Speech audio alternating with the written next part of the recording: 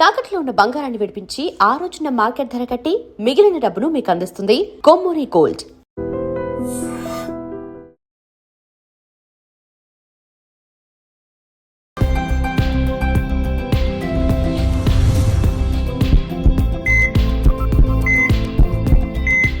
Welcome to healthy conversation with I dream. నా పేరు లుంబిని.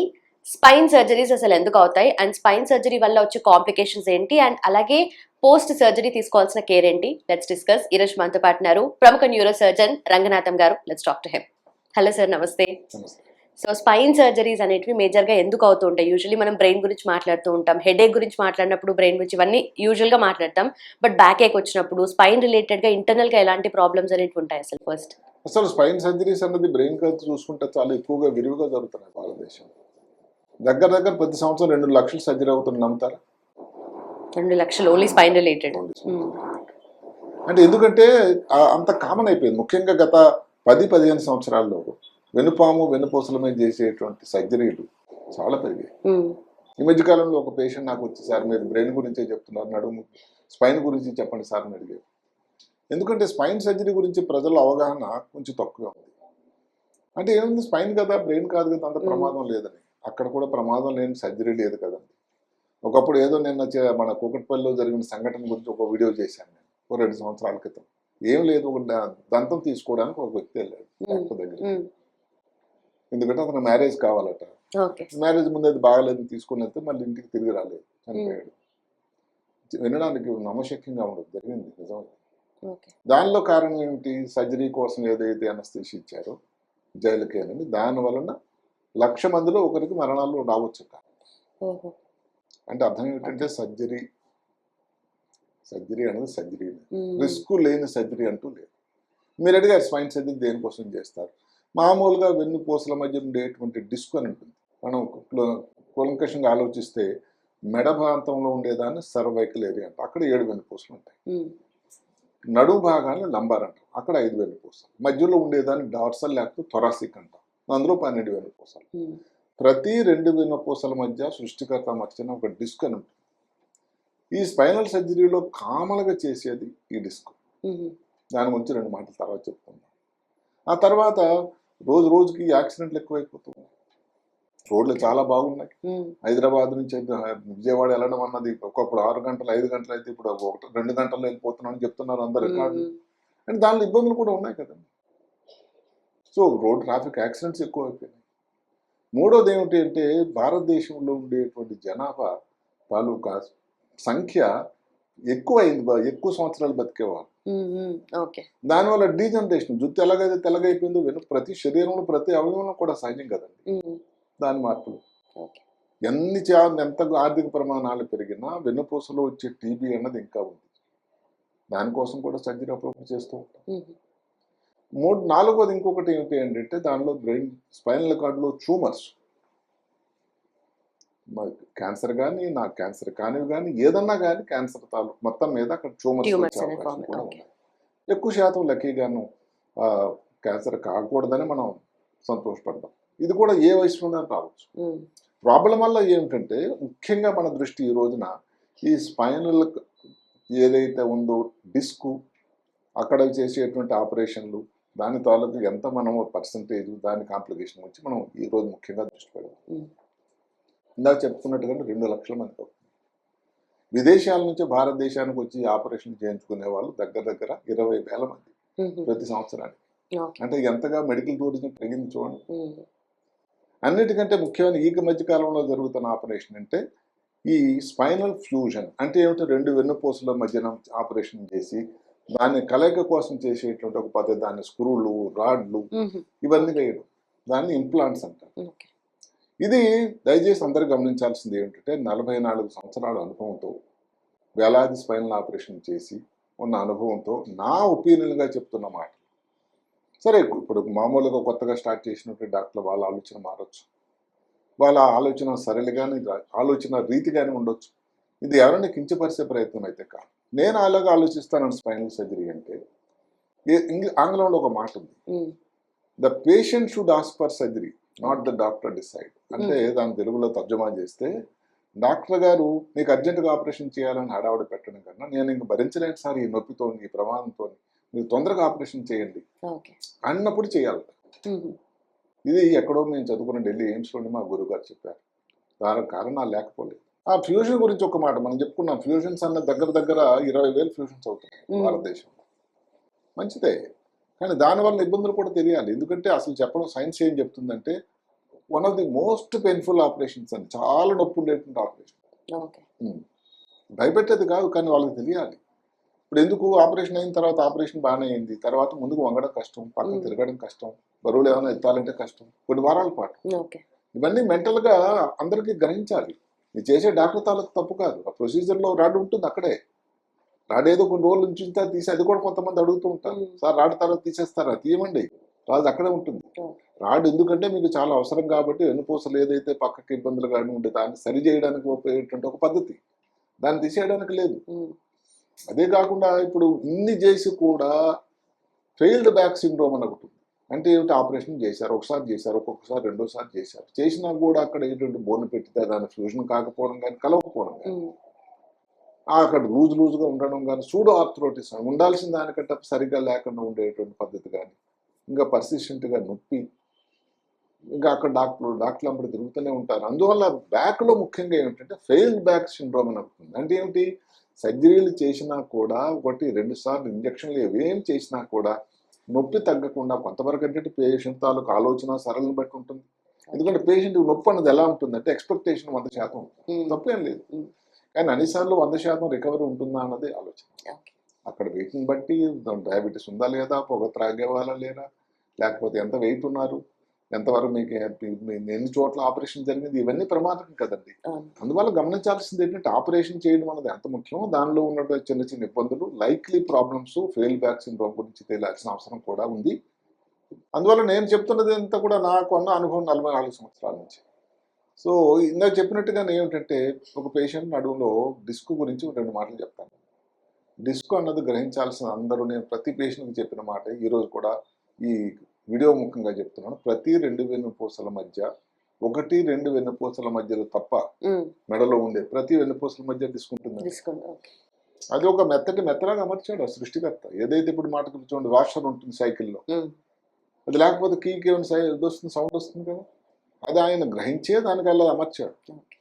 అందువల్ల డిస్క్ అన్నది అందరికీ ఉంటుంది. ప్రాబ్లం వల్ల ఏమిటంటే దానికి శస్త్రచికిత్స అవసరమా? ఎంఆర్ఐ వచ్చిన తర్వాత చిన్న ఇబ్బంది అయిందండి. ఏమిటో ఇబ్బంది అని చెప్తాను మీకు. మేము స్టూడెంట్గా ఉన్నప్పుడు 82 ఆ ప్రాంతంలో ఎంఆర్ఐ అనేది లేదు నిజానికి.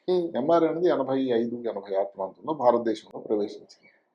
అంతకుముందు ఏమిటి? ఇప్పుడు నడుములో ప్రాబ్లం ఉంది, నడవలేకపోతున్నాడు, కాలు వీక్ అయిపోయింది, తిమ్మిరి వస్తుంది, కాలు సన్నంగా అయిపోయింది, మూత్రంలో తేడా వచ్చింది. ఇవి డిస్క్ వల్ల ప్రమాదమైన సూచికలు. అలాంటప్పుడు ఏం చేసేవాళ్ళం అండి, నడుములో ఒక సూదేసి దాని నుంచి ఒక రసాయనం కాంట్రాస్ట్ అనేది ఇంజెక్ట్ చేసేవాళ్ళు, మైలోగ్రామ్. అసలు ఎంత నొప్పి అండి. అలాంటిది మెడలో చేయాలంటే అప్పుడప్పుడు ప్రాణానికి ప్రమాదం ఉన్నటువంటి సన్నివేశాలు కూడా ఉన్నాయి.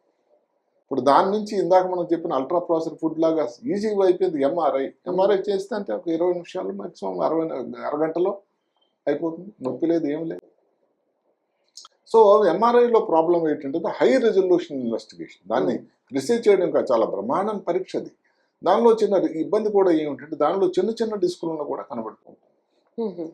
ఇప్పుడు అది పట్టుకొని డాక్టర్ దగ్గరికి వెళ్ళడం, కొంతమంది డాక్టర్ దానికోసం ఆపరేషన్ చెప్పడం, వారి అభిప్రాయం, అది ఎవరిని రీసెర్చ్ చేసేది లేదు. దానికి ఆపరేషన్ కోసం నా దగ్గరకు వచ్చినప్పుడు నేను కొన్ని పద్ధతులు ఉంటాయి.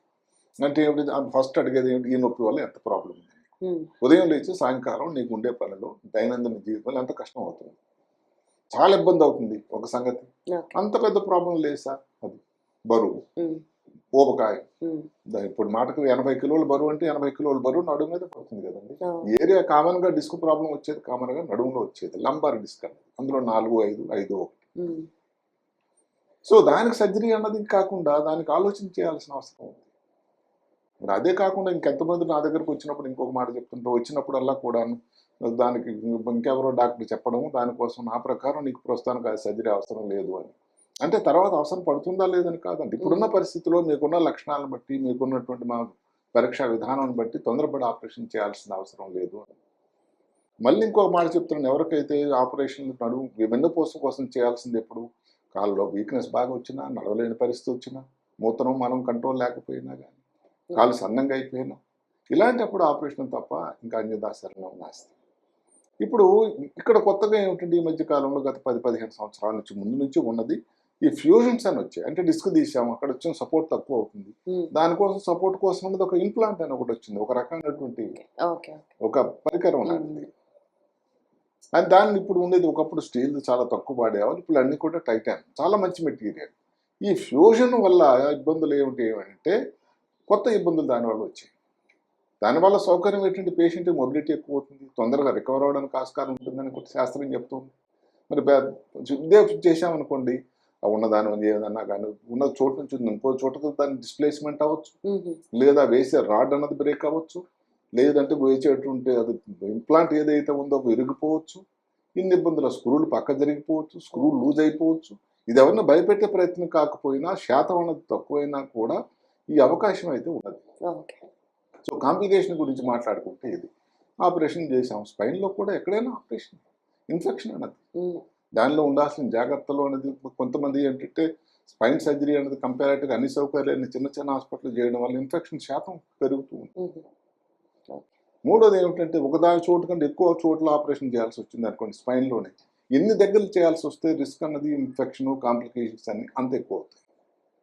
ఒకసారి ఆల్రెడీ ఆపరేషన్ అయింది అనుకోండి, రెండోసారి ఆపరేషన్ చేయాల్సి వస్తుంది, రీఆపరేషన్, వాళ్ళలో ఇంకా ఈ కాంప్లికేషన్స్ ఎక్కువ. డయాబెటీస్ ఉంది, ఊబకాయం ఉంది, పొగ త్రాగడం అలవాటు ఉంది, వాళ్ళలో కూడా ఈ ఇన్ఫెక్షన్ కాంప్లికేషన్ రావడానికి. ఊబకాయం ఉంది, పేషెంట్కి కదలట్లేదు, వాళ్ళకి వచ్చి ఆపరేషన్ చేయాల్సి వచ్చింది, కాళ్ళు రక్తనాళాలు ఉంటాయి, వెయిన్స్ అని, అవి బ్లాక్ అయిపోతాయి, డీప్ వెయిన్ థ్రాంబోసిస్ అని, చాలా ప్రమాదకరమైంది.